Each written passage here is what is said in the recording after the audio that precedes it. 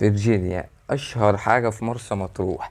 انت ممكن يعني فيرجينيا دي اشهر من الشواطئ ومن احسن شواطئ في مرسى مطروح، لان يعني هي مش حاجة من يعني مميزات مطروح، بس الناس يعني بالنسبة لهم زيت زيتون لازم ادام جبت سيرة زيت الزيتون يبقى فيرجينيا اشهر معصرة زيت زيتون في مرسى مطروح كلها. بس للأمانة أنا معرفش هي أحسن زيت زيتون في مرسى مطروح ولا لأ، بس معظم الناس بتقول بس أنا ما عنديش خبرة في زيت الزيتون اللي أنا أجيب من هنا وأجيب من حتة تانية عشان أقدر أقول لك إن كانت دي أحسن واحدة ولا لأ. بس على حسب الآراء وعلى حسب تقييمها، فهي يعني الناس معترف بيها إن هي أحسن حاجة. بس يعني ممكن احاول ابحث لكم في الموضوع ده قدام يعني ونشوف الموضوع ده.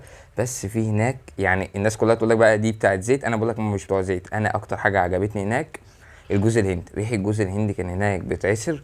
والله العظيم يعني اكتر حاجه كانت طاغيه على المكان هي جوز الهند. وتاني حاجه ريحه الطحينه.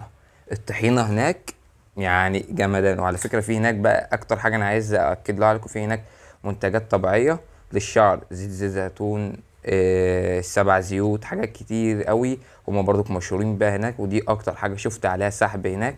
وكمان لما بتسالهم مثلا استخدم ده ازاي، او شعرك مثلا جاف او شعري مش عارف، هما بيرشحوا لك الزيوت اللي هناك، ايه احسن تركيبه تستخدمها، ايه احسن شامبو تغسل شعرك ازاي. في هناك كذا حاجه كده عنايه بالبشره وبالشعر، بس حاجات كلها مش مكياج، لا حاجات طبيعيه.